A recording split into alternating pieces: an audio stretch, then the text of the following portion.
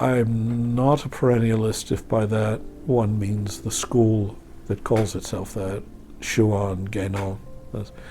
I heartily dislike them. They were, for Schuon, for instance, was a cult leader who created his own religion and then imposed it on the faiths of humanity. And Guénon was a fascist. Most of the perennialists were politically disagreeable, to say the least, bad scholars, and what they meant by perennialism was a special esoteric core supposedly hidden within every tradition that, when divulged, would turn out to be their philosophy. I'm a syncretist. That is, I believe in the real differences among the traditions and faiths. I believe they share many things in common. I believe that in many ways they can illuminate and aspects of one another that are lacking or inadequately expressed in those traditions. I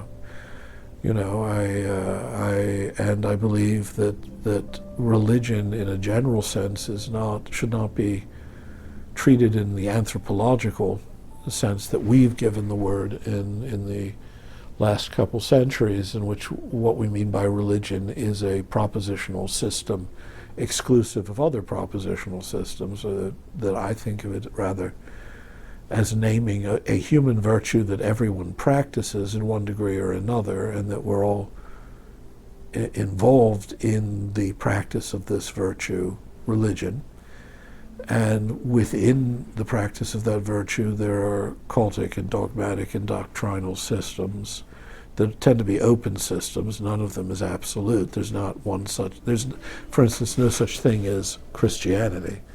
There are many different things that we call Christianity, just there are many different Buddhisms. And I believe in drawing on all of them freely in thought, and seeing all of them as avenues of truth, partially, imperfectly expressed and explored, that should speak to one another. But perennialism as a system, or traditionalism as called, is something that towards which I feel a very cordial hostility. So would you disagree with John Hick then too? No, John Hick, for instance, John Hick was a well-meaning syncretistic thinker. He wasn't a perennialist. When I talk about perennialism, I mean people like Schuon and Guénon, Martin Lings. I think the scholarship was bad. I think the politics were contemptible. I think also that when you get away from the true believers, and what you discover about these men is that they were anything but saintly and anything but wise. I mean, Schuon, as I say, was a cult leader who spent much of his time when he was in Ohio seeking ways to gratify rather pathetic sexual appetites and conscripting weird and distorted versions of Native American and Sufi spirituality to justify and veil his depravities. Never once in his life was he known to lift a finger to aid the poor or the suffering. He lived in this country during the heights of the civil rights movement and never once spoke in its favor.